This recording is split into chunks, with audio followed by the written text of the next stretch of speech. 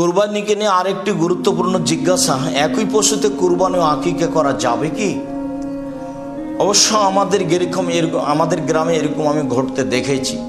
জনৈক মৌলভী সাহেব তার ছেলে মেয়েদের আকিকা এবং কুরবানি একসাথে করেছিলেন গরু জবাই করে দিয়ে, যা উজ্জ্বল শরীয়তে স্পষ্ট বিধান বা জায়েজ নয়।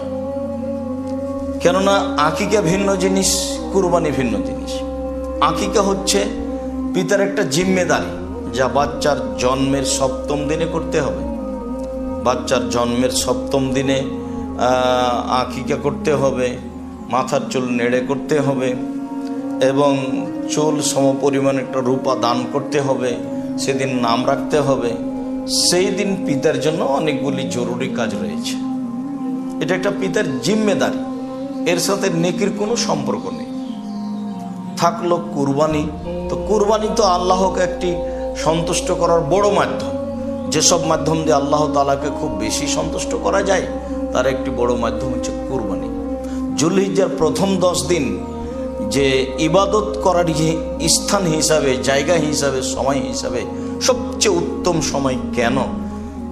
এমনকি রমজানের শেষ দশকের চেয়ে উত্তম এটা কেন? তার উত্তরে এটাই বলা হয়েছে যে যুলহিজ্জার প্রথম দশকে রয়েছে কুরবানি, প্রথম দশকে রয়েছে হজ, প্রথম দশকে রয়েছে আরাফার মাঠ, প্রথম দশকে রয়েছে তাসবিহ তাহলিল জিকির আজকার, অনেক ইবাদত রয়েছে, যার কারণেই প্রথম দশককে সবচেয়ে উত্তম বলা হয়েছে। সম্মানিত দর্শক মণ্ডলী, কুরবানি করা হয় নেকির জন্য। যার পশুর শর্ত রয়েছে, পশু হতে হবে মোটা তাজা, নিখুঁত, স্পষ্ট রোগা হবে না, স্পষ্ট ল্যাংড়া হবে না, স্পষ্ট কানা হবে না, চোখ ভালো আছে, লেজ ভালো আছে, খুর ভালো আছে, সব ভালো আছে, মোটা তাজা হতে হবে, শিংওয়ালা হতে হবে, কালো হওয়া উত্তম, এইরকম শর্ত উল্লেখ রয়েছে এবং যা নেকির মাধ্যম। সাথে সাথে কুরবানির পশু মানুষ একা একা খেতে পারে না।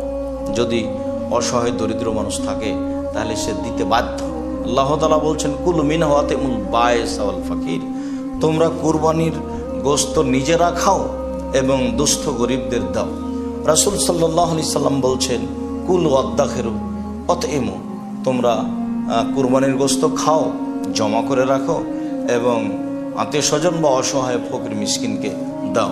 রাসূল সাল্লাল্লাহু আলাইহি সাল্লাম এভাবে আদেশ করেন।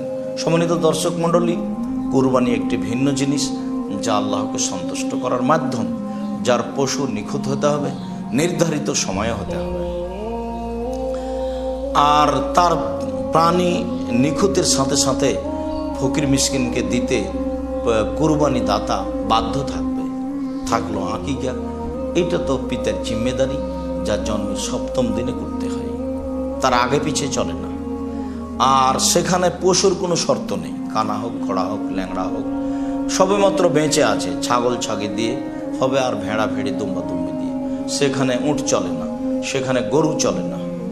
আর কুরবানির ব্যাপারে সবচেয়ে ভালো তো উট, তারপরে গরু, তারপরে খাসি, তারপরে ছাগি, তারপরে ভেড়া ভেড়ি, এগুলি পশুর কথা উল্লেখ হয়েছে। সম্মানিত দর্শক মণ্ডলী, আশা যে বিষয়টা আমরা খুব ভালোভাবে বুঝেছি যে আকিকা আর কুরবানি এক নয়। আকিকা হচ্ছে পিতার জিম্মেদারি, যা সন্তানের জন্মের 7ম দিনে করতে হবে। সেখানে পশুর কোনো শর্ত নেই। বাস কালা ল্যাংড়া খোড়া যাই হোক না কেন, ছেলের জন্য 2টা আর মেয়ের জন্য 1টা। ছেলের জন্য যদি 2টা না করতে পারে তাহলে ছেলের জন্য 1টা করলেও চলবে। থাকলো কুরবানি, তাই কুরবানি হচ্ছে আল্লাহকে সন্তুষ্ট করার একটি বড় মাধ্যম, যাতে পশু হবে নিখুঁত আর যার গোশত জনগণকে, অসহায় পুরুষ নারীকে মানুষ দিতে বাধ্য। সম্মানিত দর্শক মণ্ডলী, আমরা এভাবে আমল করার চেষ্টা করবো ইনশাআল্লাহ। আল্লাহ আলাম বিসওয়াব। সাল্লাল্লাহু আলাইহি ওয়াসাল্লাম। আসসালামু